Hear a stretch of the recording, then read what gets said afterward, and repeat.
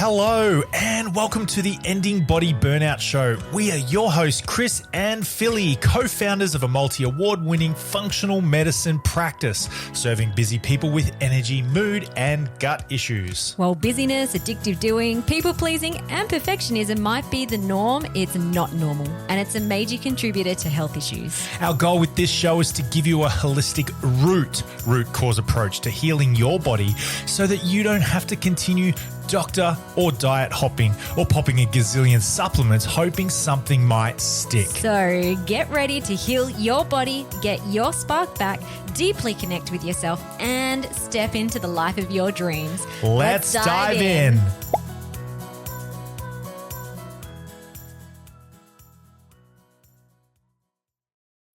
Hello and welcome to the Ending Body Burnout Show. We are super excited to share this lots of really great tips and tricks and gold nuggets inside this episode. So today Chris and I interviewed the lovely Hayley Osborne. Now she is a mama of 3 kids under 4 running a business.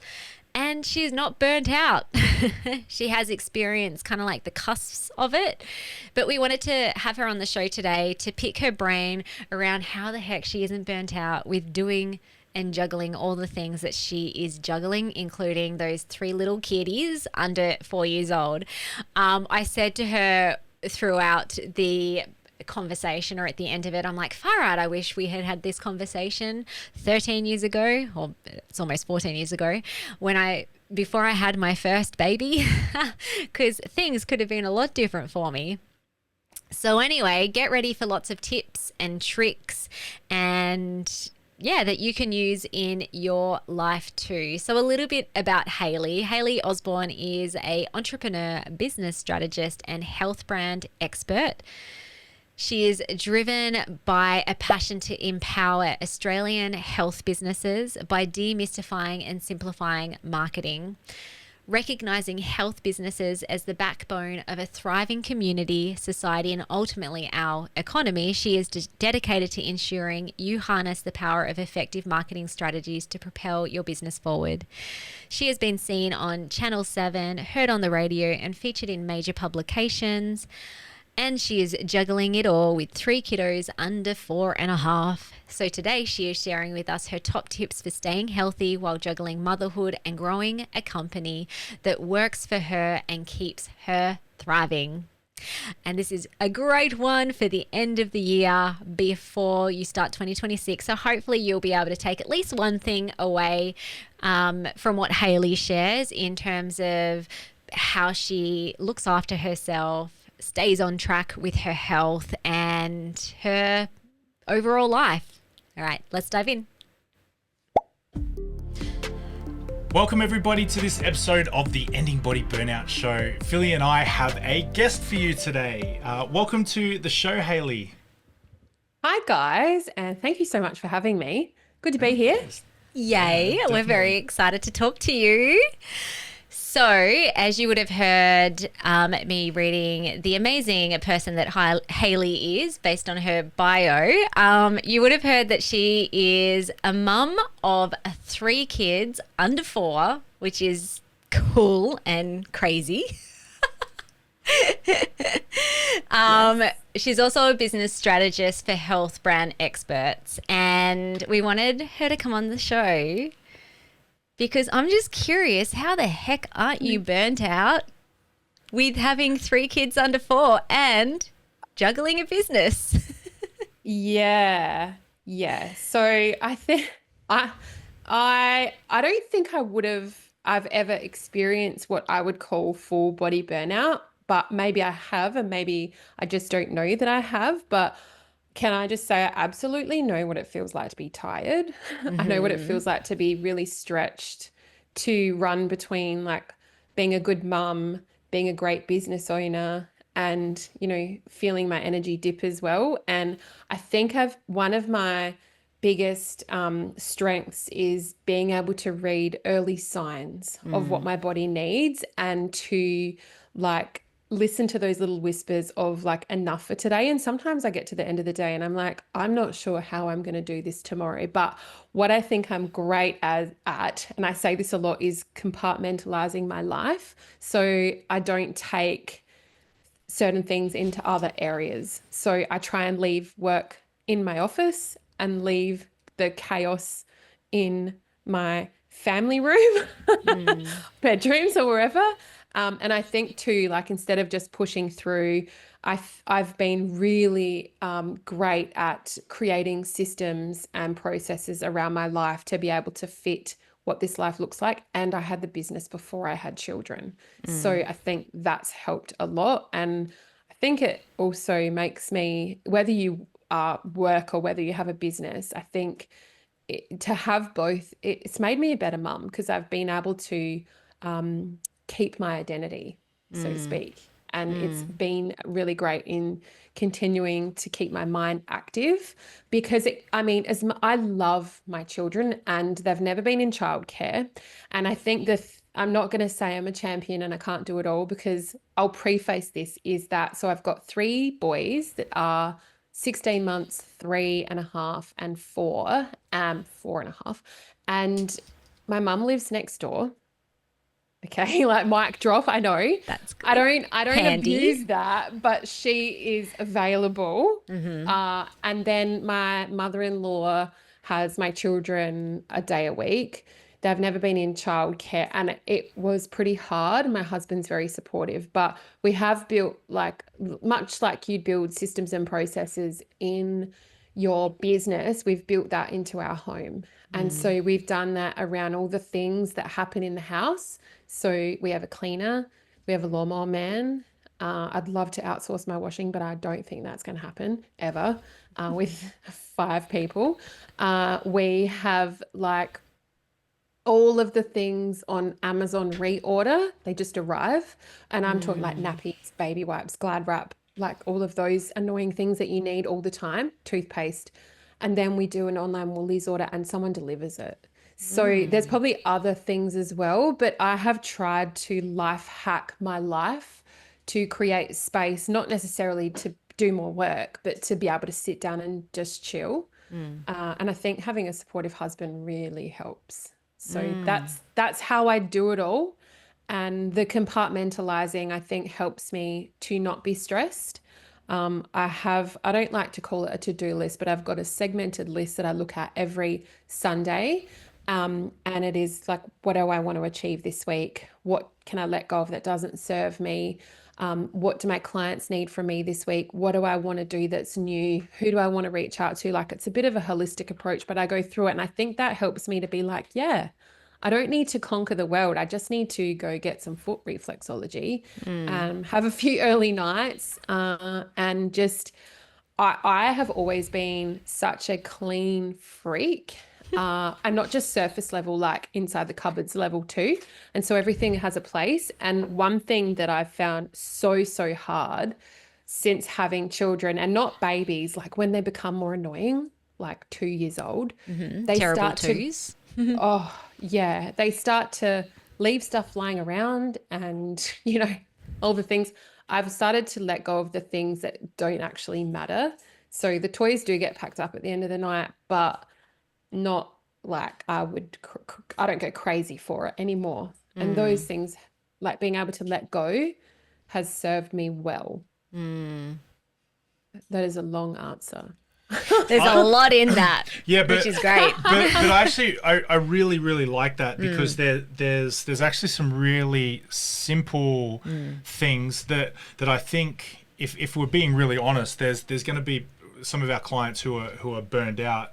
They can't do that, and there's a block, there's a story behind why that's impossible for them, or like to what did you say, like the systems, the home systems, right? The having support. This I've had this conversation with a number of people, and sometimes there's a genuine reason why you can't have it yet now. But that doesn't mean you can't work towards it. And the spaciousness that you can have from personal experience as well, like no doubt you, Hayley, would agree, the the spaciousness, your ability to do the most important things when somebody's taking care of that not so important stuff, you know, and when you automate things as well, it really does create space inside of your family, doesn't it? Yeah. And another thing, like I want to say we eat very healthy in our home. So we're not a takeaway family really. And the takeaway we have our homemade pizza nights. My husband makes fresh sourdough loaf every week. He's gotten into being the sourdough guy.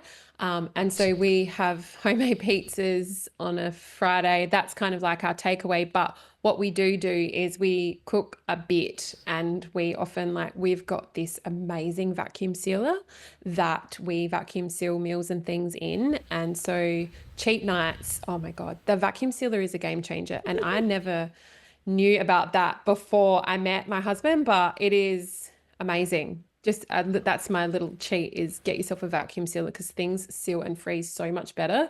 And then you've just got like this beautiful fresh meal that you haven't done anything, and you've just taken it out the freezer, and you can dip it into hot water and it defrosts. If you've come home and you forgot to organize dinner, it's just straight away, and you're not, that's another little hack. That's amazing. cool. That's amazing. I've never Guys, thought get a of that vacuum before. sealer. Yeah. I'm like, I've done that for clothes before, but not food. Oh yeah, food. It came from, so my husband's Italian, and they do a pig every year, and they vacuum seal sausages and all sorts of things. And so that's just extended onto like healthy vegetable curries, and we seal pizzas, lasagna, anything really. Yeah, that's crazy. cool.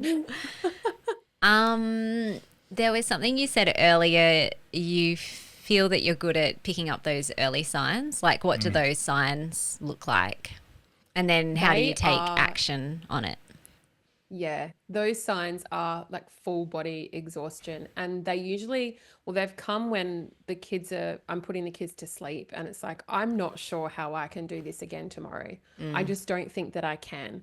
And that's a sign for me to just drop everything, go and have a shower, and hop into bed and sleep. Because I'm very lucky. My kids have all been very good sleepers. Well, we've trained them to be very good sleepers, but I have known in my heart of hearts that it's not going to last forever. And if I can just get through like the afternoon crazy or whatever it is, get them showered and in bed, and then you just have to let everything go. There could be piles of washing. Just put it in the laundry and shut the door and take care of yourself, because, you know, it's the same as doing work. So for me, if I don't do work at night, I know that in the morning I'm going to go for a run, and what would take me commonly, if I'm tired, 2 or 3 hours to do, when I'm on fire, it takes me half an hour of my brain. So I've gotten really good at knowing, right, I know that if I get a really good night's sleep tonight, I can do the thing that I need to do in half an hour in the morning. Yeah. And then I sometimes negotiate with my husband to be like, okay, you get up with the kids. I'm going to get up at 6. I'm going to do an hour's worth of work. I'm fresh.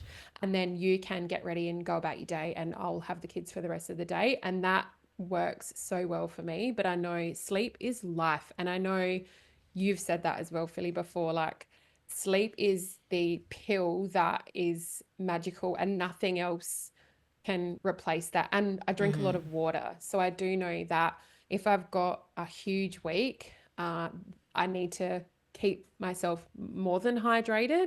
And that usually helps me to go through the motions a lot more clearer, and no alcohol. Yeah, that's cool. So as much as I love a nice drink of wine, I know that it doesn't serve me well. Yeah. So, because I'm thinking about conversations I've had with clients when it's all very good and well to say, I'm going to look after myself. My body is speaking to me. I'm going to shut the door and I'm going to put myself to bed. It sounds like you do that in a really resourceful way, and you're not taking the mental, emotional baggage of then feeling guilty or frustrated that there's all this stuff out there.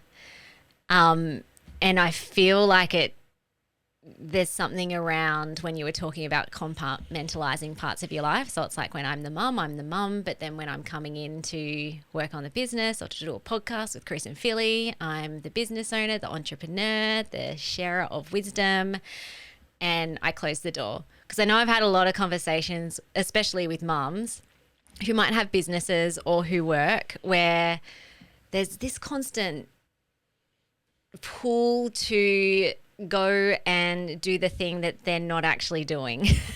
So it could be mother guilt. It could be like, oh, I feel so bad, I should be out there with the children, or the self-care thing that you said when it's like, nope, I'll just shut the door and I'm going to go and put myself to bed.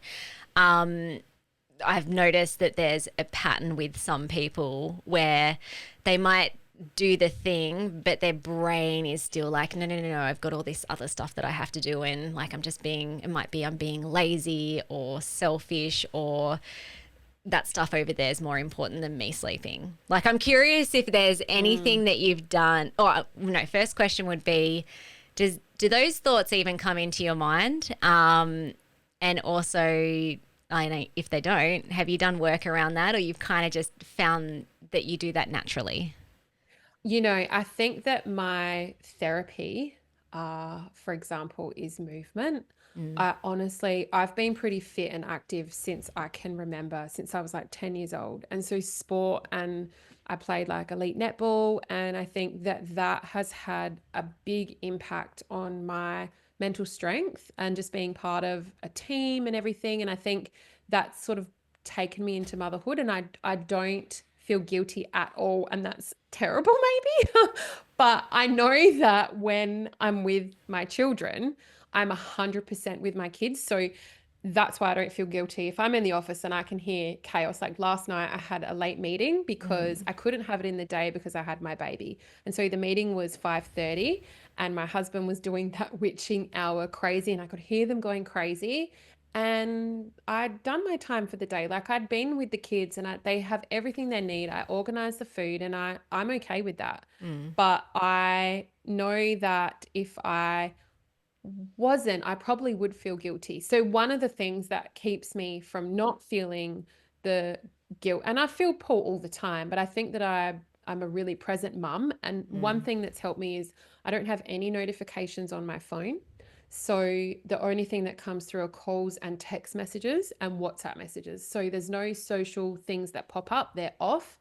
I don't have emails on my phone, and I deleted that about 3.5 years ago, I think. So, and I haven't needed them. Turns out, like, if something's urgent, someone will call.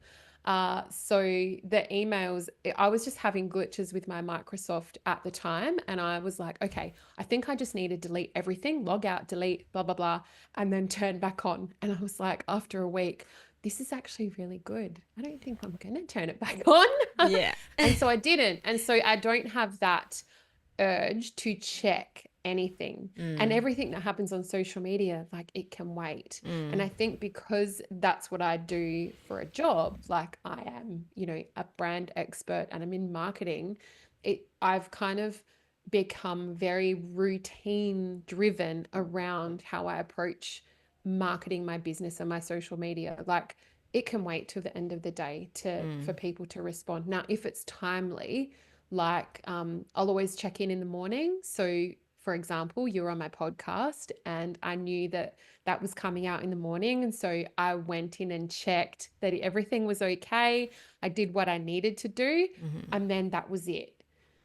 Yeah. And so that's kind of how I approach it. But the taking the emails off my phone was an absolute game changer for being a present mum, and not feeling like there was things going on behind the scenes. It took a little while to feel okay with, well, what if there's an email that's waiting for me?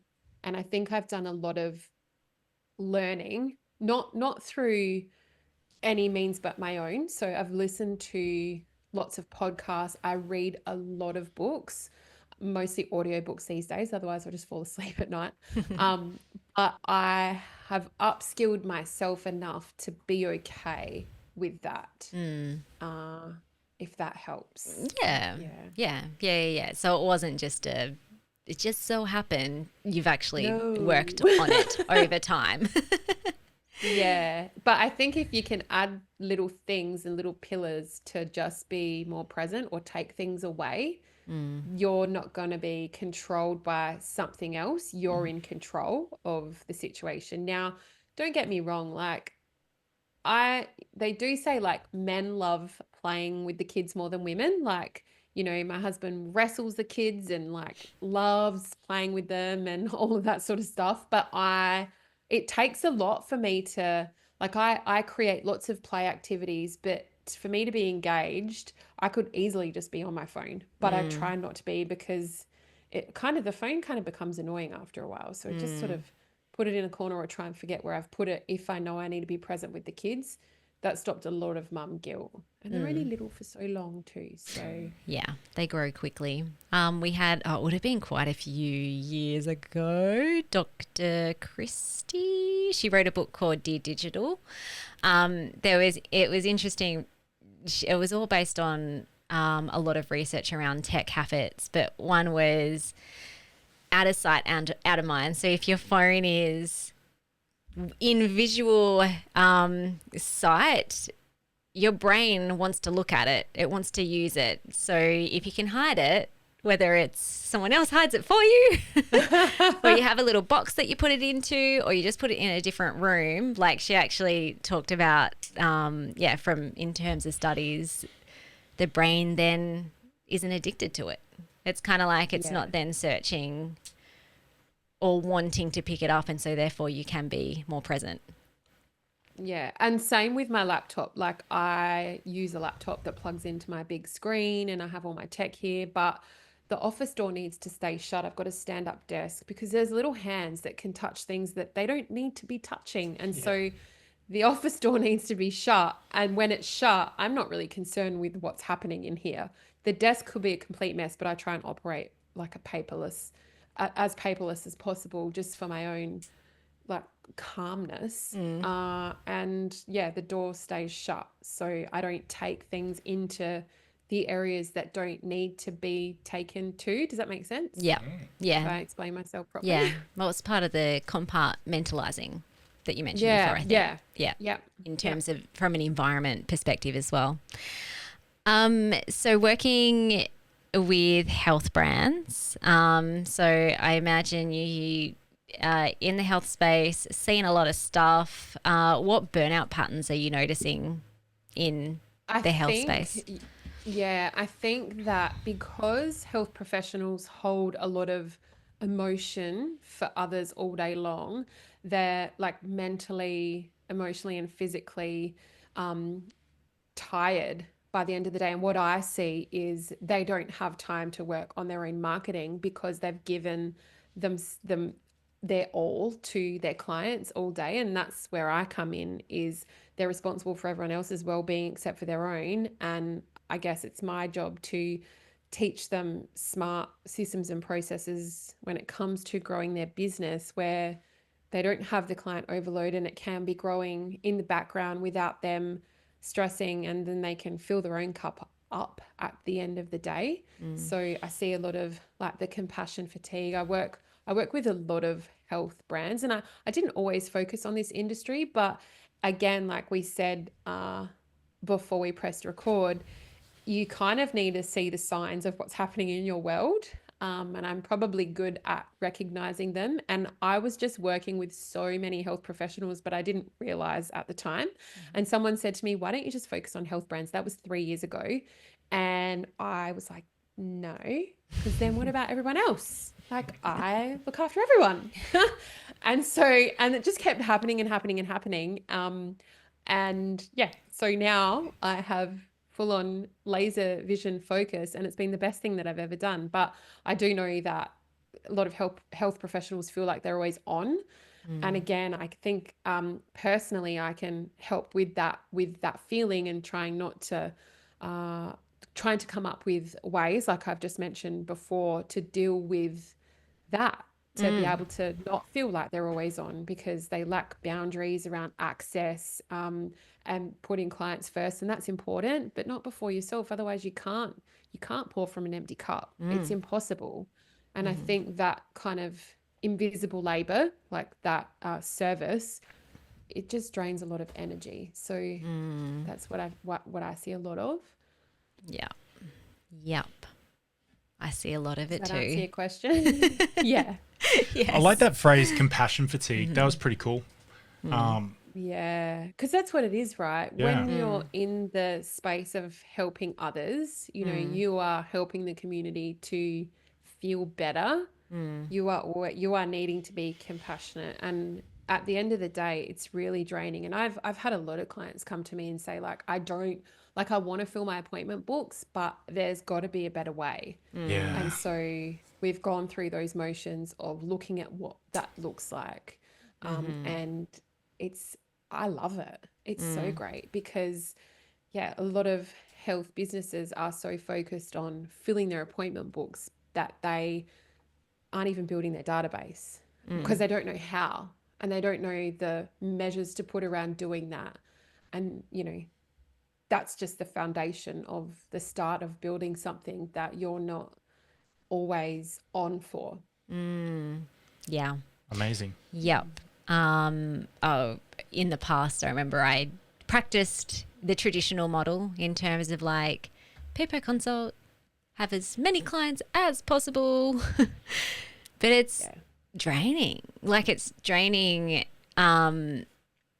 because for many reasons. One, because there's no time to work on the business. Yeah. And when you get to the end of the day, you don't want to do that. You just want to go home and sleep or be with your family. Yeah. Yeah. How old's your little one? Youngest? Good question. No. He's 16 months, 15 months. Yes.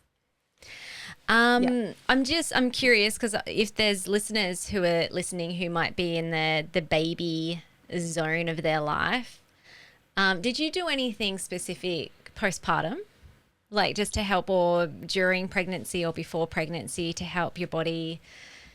I don't want to use the word bounce back because we never go backwards. We are always evolving, but just to support your body through the transition of pregnancy and then breastfeeding, if you breastfed, and potential sleepless nights and all that sort of stuff. Yeah, I breastfed all of my 3 children for 12 months each, which I'm so proud of.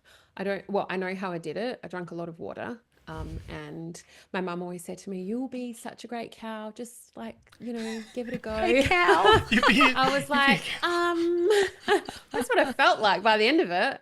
And so my youngest, I haven't been breastfeeding now for 4 months. So it's not that long ago that I stopped breastfeeding.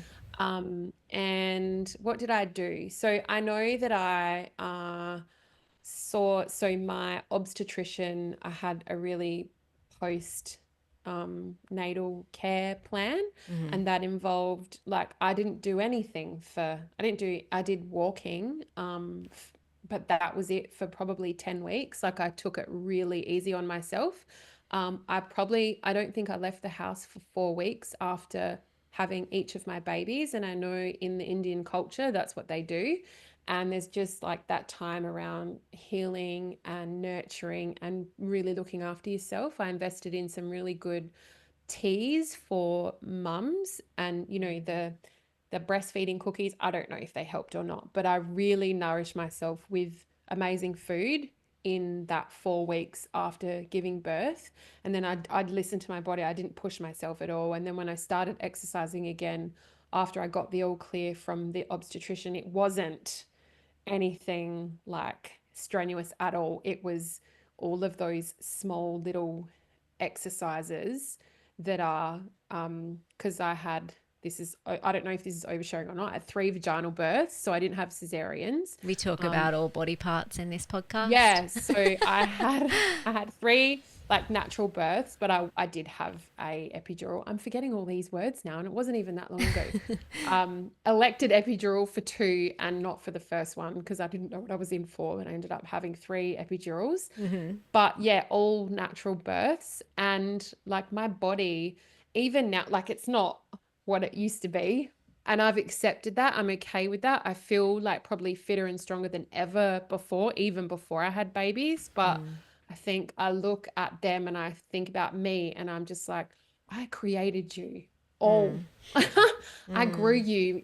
I'm a machine. And if I can do that, I can do anything. And so, yeah, it was about being really kind and taking things slow. And it wasn't until probably when my baby, was 13 months old that I went back to the gym.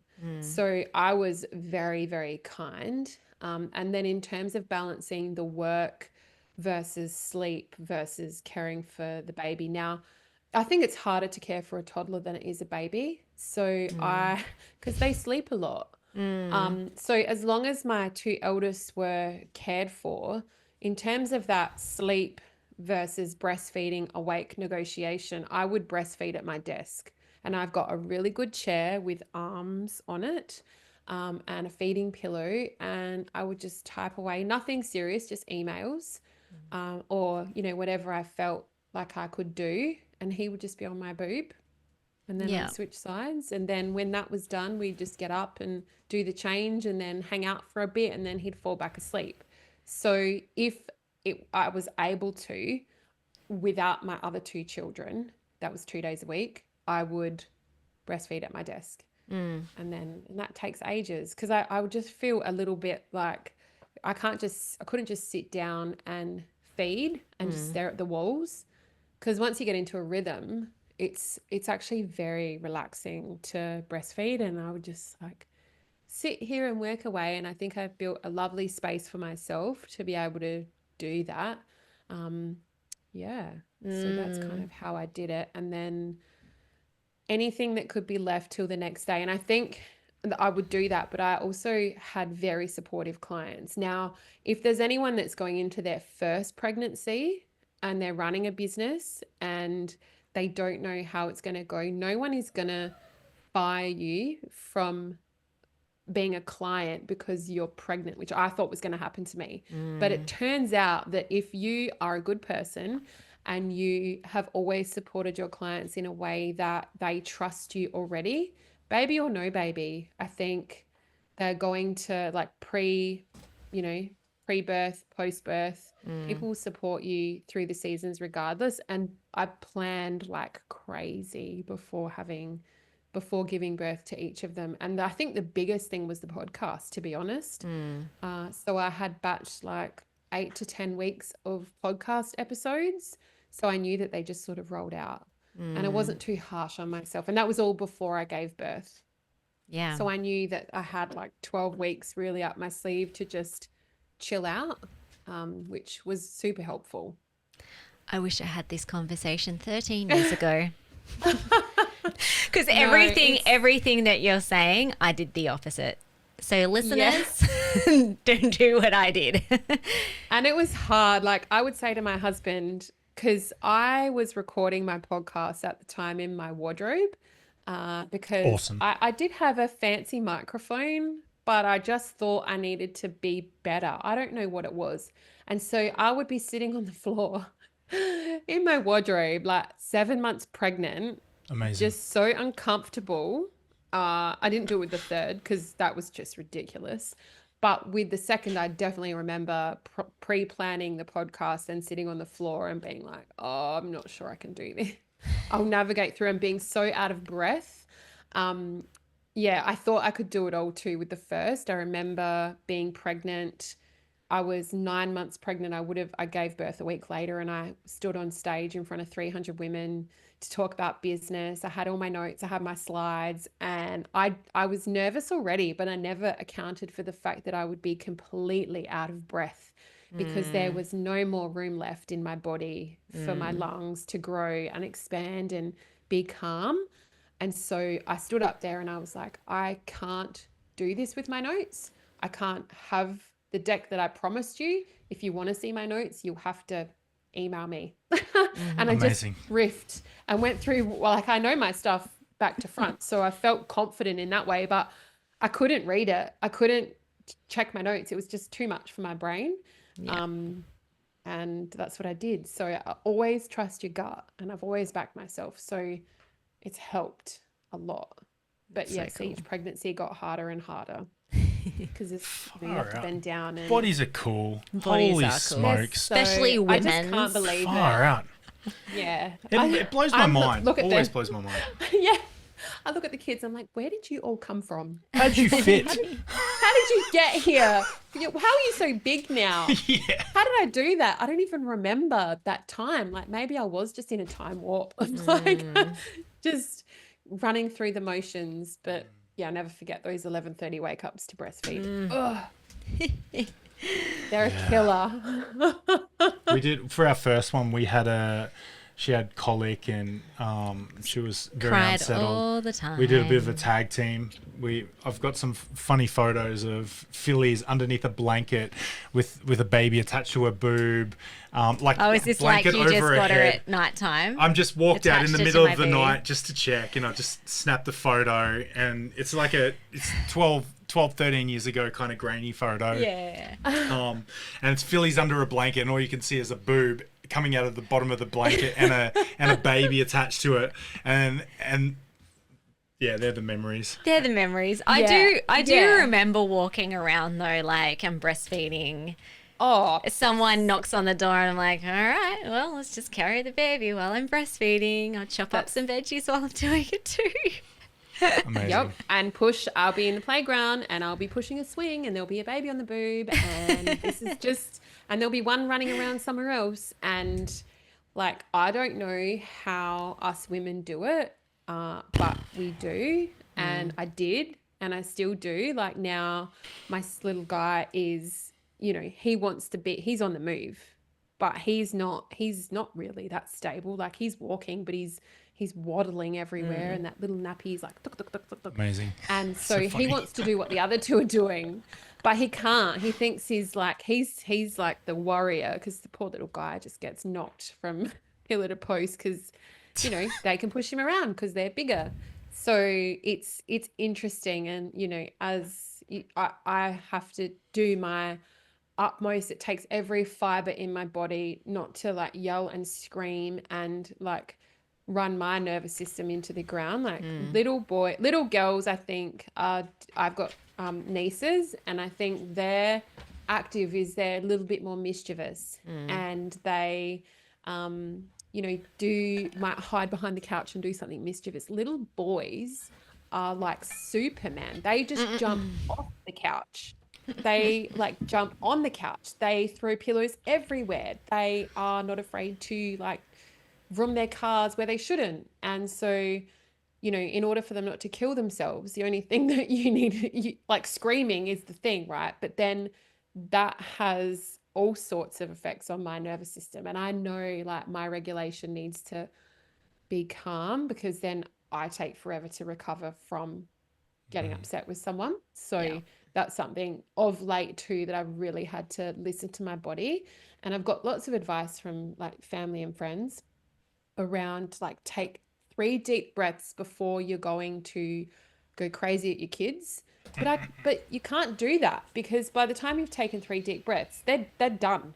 And that whatever's you could see unfolding has unfolded. And so for me, it's about doing it after, so that I don't take that energy into the next fight or whatever, or the next crazy thing might be. But one thing that I've learned, especially with little boys and even like little kids, is that we get out first thing in the morning. So if they're with me, we are out the door as soon as we can, and then they get their beans out.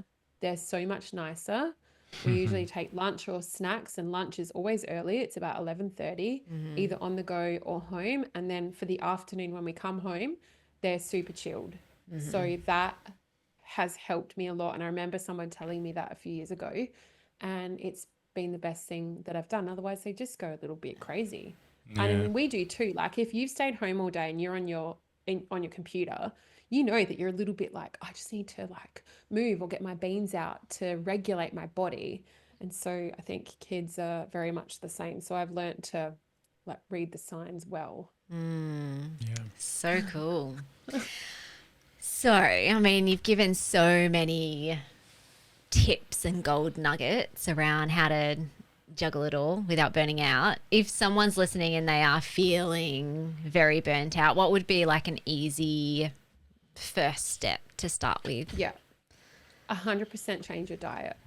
So I've recently done a 4-week gut health detox, not because I had a issue with my gut, but because I knew that I needed to draw a line in the sand. And also I did it because after the third baby, the first one, it was like, maybe 6 to 8 weeks later, my clothes kind of fit again. I didn't have to work too hard for it. My second baby, it was kind of 9 months growing him and 9 months to fit back into my clothes. And then the third baby, and I've never been too hard on myself. But then after baby number 3, even after 12 months, I wasn't, on any kind of diet at all. And I didn't care. I was moving my body, but I still couldn't fit into my clothes after 12 months. And then more recently, it's now 15 months. And I thought, enough is enough. Like, I just want to fit back into my jeans. Yeah. So I did a full gut health reset, and I was having like lattes and, dairy, and I'd have 3 a day with full cream milk. And, not that that's bad, but I knew that just dairy didn't agree with me. It just made me feel like bloated and gross. And I have a massive sweet tooth, and I knew in my heart of hearts that that's also not good for me, and also for regulating and dealing with little boys. I'm like, I just need a complete reset. And so I did. It's not about the weight, but I fit into all of my wardrobe again. I feel fitter and more clearer than ever. Um, and where am I going with this? Definitely Change like a diet. diet reset Yeah. of whole, clean foods is the way to go. And I know that it's easier said than done. I had a headache for 2 days when I started doing it, but then I just felt amazing, and it was 100% worth it, more than anything I've done. And I did it for 4 weeks.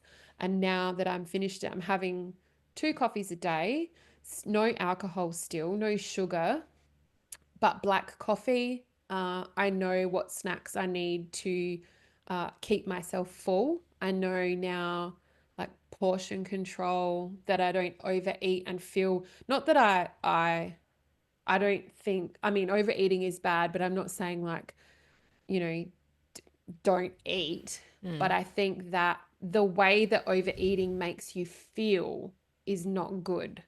And so go on the feeling of having the right portions. But to be able to understand that, I think having help with what I did, it really helped me. And I followed a nutritionist's plan.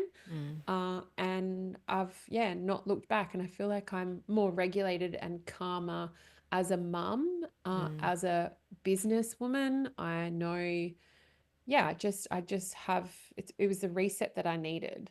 Yeah, that's awesome. Thank you so I much. know. You just can't do it all by yourself though, right? Yeah. Everyone You need needs help. Takes a village to support a human, not just raise a child. Yeah. And I have an assistant, like, let's just preface this. I have a VA, a full-time VA, so she helps me a lot too. So, Yes. don't be afraid to ask for help. No one gets a prize for being a martyr. I also think a lot of people will hear your awesome tips and they don't have close proximity of a mum and a mother-in-law and an assistant, and they're doing it by themselves, but they expect the same results and they expect the same support, they expect the same outcome. And I think there's a lot to be said for, hey, maybe that'll come, but just for right now, that's not on the cards for you right now. So maybe just turn down the expectations a little bit and then start making the steps towards that sort of thing. I think that a lot of people could do with a bit of that too. Hey. Yeah, and honestly, time goes so fast. So when I was deep in it, I had 3 children. Nobody was at kindy or school. And I look back at that first 6 months, because when my little guy was 6 months, my eldest started kindy. But those first 6 months, I was like, wow, we just did what we could, even though we had help. Like, it was a lot.